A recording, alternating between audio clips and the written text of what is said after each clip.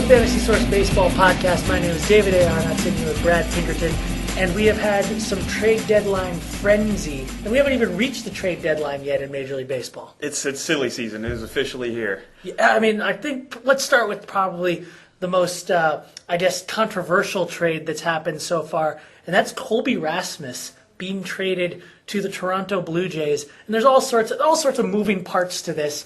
But what it comes down to is I think the general consensus has been that for whatever reason, the Cardinals have given up on him unnecessarily.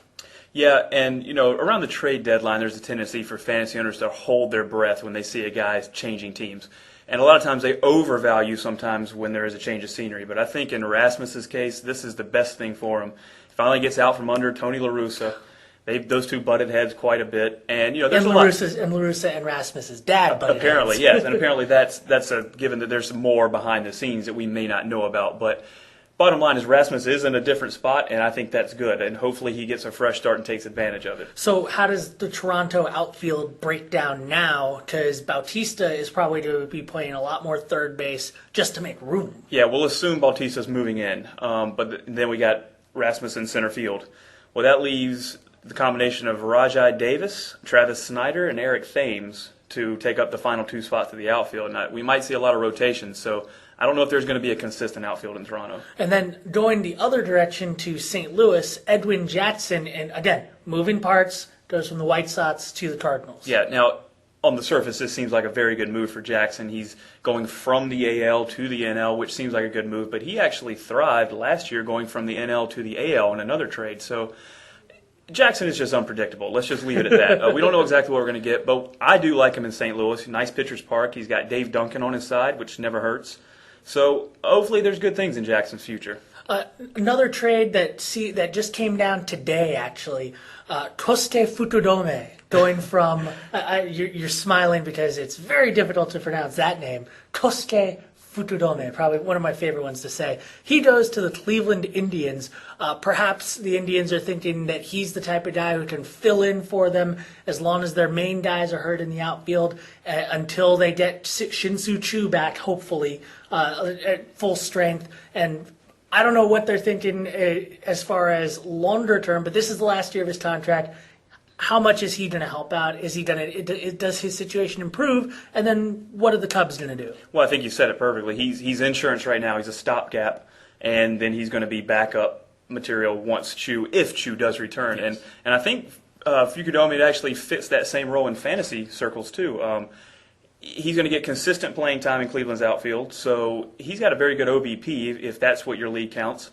And he can provide pretty good production. So he might be a stopgap that your fantasy team needs.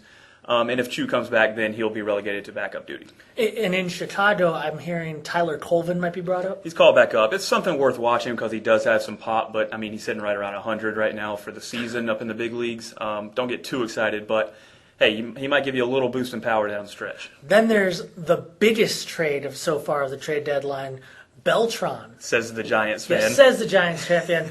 Going to the San Francisco Giants for, admittedly, a very good pitching prospect in Zach Wheeler. But Wheeler, probably a few years away from the majors, at least 2 or 3. Beltran, how does he fit into the Giants' plans, and who gets most affected by this? Well, let's see. Beltran, obviously he's going to be in right field every day for the Giants. I don't know if there's much difference from him being in Citi Field, very spacious outfield, and being in AT&T Park. So I don't blame you for pausing on that name. It has changed all the years. I had to think about what year it was. But Beltran actually has performed pretty well at Citi Field in his career. So moving out of there, I don't know if it's going to be a negative. I think it's going to be a wash, but still a very, very good player in mixed league. So that's fine. But the guy who really gets hurt by this move is Nate Shearholtz, and he's been tearing the cover off the ball lately. He's hitting 283, I think. Yeah, he's going to have to move over into a platoon most likely with Cody Rawson left. And then with the Mets, how does that affect them? Well, the Mets have an opening in right field that's going to be filled by 6'4", 250-pound Lucas Duda. The kid's got some power. He hasn't shown it so much yet in the big leagues, but he can rake. He's hitting very well at AAA. And that's it. Whenever a guy of that size and stature comes up into the big leagues and gets everyday playing time, I'm paying attention. Now, those are the trades, the biggest, most prominent trades that have been made so far during the trade season. What do you see coming up? I mean, the Braves are one of the teams that are looking at outfielders. I don't even know if they're looking for catchers now that Brian McCann is on the 15-day DL. What do you think is going to be happening next? Yeah, we're going to see a lot of different names thrown out. Of course, more rumors. You can never have enough rumors. But the Braves have been tied to Hunter Pence, Carlos Quentin. It really sounds like the Astros aren't going to part with Pence unless there's top-notch prospects, which the Braves have, but I don't know if they're willing to give up. So we'll see. We'll see what happens there. I think if Pence does end up moving, it's an upgrade going to Atlanta. Not necessarily for power speed purposes. I think that stays the same, but just production. He'll have more runs, more ribbies. So it's going to be an overall benefit for Pence owners if he does move. And then the Brewers, they just lost Ricky Weeks for what may be up to, they're saying in worst case scenario, it could even be more than 6 weeks due to that really bad, nasty ankle injury.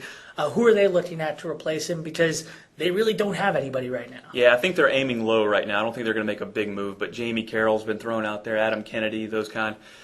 They could get creative in-house and maybe try Casey McGahee back over at second base. Oh, that'll be fun. And, call up Gamble for third base, or maybe if they have something else, another option. But it's going to be interesting to see what they do to try to fill second base as they contend. What about the pitchers that might be changing teams moving forward? Well, you got big names, big aces. You're talking about James Shields and Ubaldo Jimenez.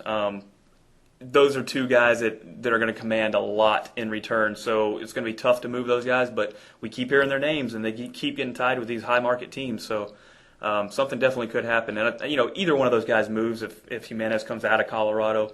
Most likely he's going to be an upgrade for fantasy purposes, but, he could end up in Yankee Stadium and facing top-notch offenses day in and day out. So got to be careful what you wish for there. And I guess on the fantasy fringes, where a lot of guys, fantasy managers, try to salvage saves wherever they can get them. Drew Storen has been named in a lot of trade rumors, especially a persistent one with the Twins for Denard Span. Now, would Storen actually be the Twins' closer, and who would step in for the Nationals? Well, it sounds like that trade is probably not going to happen now, but that's a very good question. Who would? You got to say maybe Sean Burnett stepping in from Storen, or it could be Tyler Clippard. And that's the problem. When you get these kind of trade rumors, fantasy owners get very anxious, and the Storen owners will want to grab the backup, but there's not a clear-cut backup. So just take some solace in the fact that it doesn't sound like Storen is going to be moved. In other words, you're saying log on to Fantasy Source Baseball and keep a close eye on the player updates module, and also follow our Twitter. Absolutely. We're going to keep you up to date throughout the Philly season. All right, bud. Thanks for joining us. Thanks a lot.